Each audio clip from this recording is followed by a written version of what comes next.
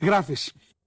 Αυτή την σκατήλα της πατριαρχίας την έζησα. Τη διδάχτηκα καλά. Γεννημένος το 1976.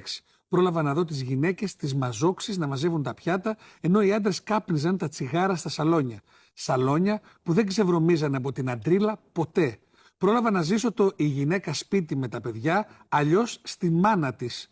Και το αυτή βάφει το μαλλί είναι το παιδικό μου αυτή άκουσε σε καφενείο τους μεγάλους να μιλάνε για γκόμενες, λες και ήταν αμάξια.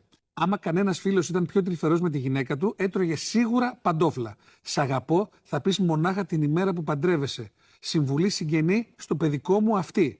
Έζησα, άκουσα, έμαθα να τις μειώνω τις γυναίκες. Να επιβάλλομαι. Έδρεψα για χρόνια μέσα μου ένα τέρας. Το ισχυρό φίλο.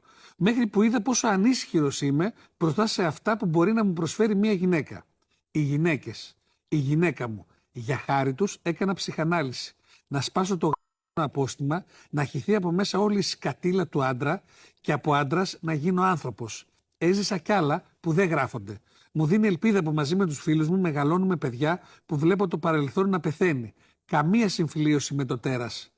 Να πάτε ψυχανάλυση, μάγκες, να το σκοτώσετε, το μόνο που αξίζει θάνατο. Το τέρας που μας φυτέψανε οι παλιοί. Ευχαριστώ πάρα πολύ. Το λέω με πάρα πολύ αγάπη και πραγματικά το διαβάζω και με συγκινεί. Θέλω να δακρύσω, θέλω να κλάψω, θέλω να πω. Εγώ θα σου πω ότι βίωσα πιο πολύ κατάσταση. Δεν θα σ' αγαπήσει κανείς. Δεν θα βρεις πουθενά την αγάπη πέρα από μας. Αυτό στο είπανε. Ναι, Στο είπανε. βεβαίως. Ναι. Ναι. Και αυτό έρχεται και μπαίνει, ριζώνει, μπαίνει μέσα και λες δεν με αγαπάει κανείς. Δεν με αγαπάει κανείς. Σε σχηματίζει. Βέβαια, αφού Ναι. δεν με αγαπάει κανείς. Ναι, ναι.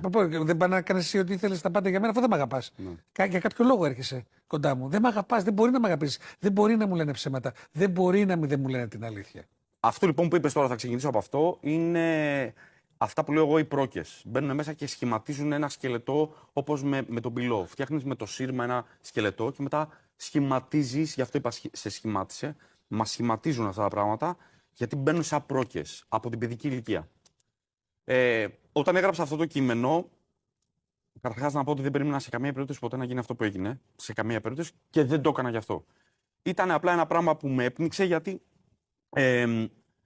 υπήρξε αυτός ο άνθρωπος που γράφω και υπήρξε ο άνθρωπος που με ενοχλούσε η λέξη γυναικοκτονία. Με ενοχλούσε. Έλεγα, κάτσε ρε βλιόπα, ανθρωποκτονία, γιατί δεν κατάλαβα, ισότητα δεν έχουμε.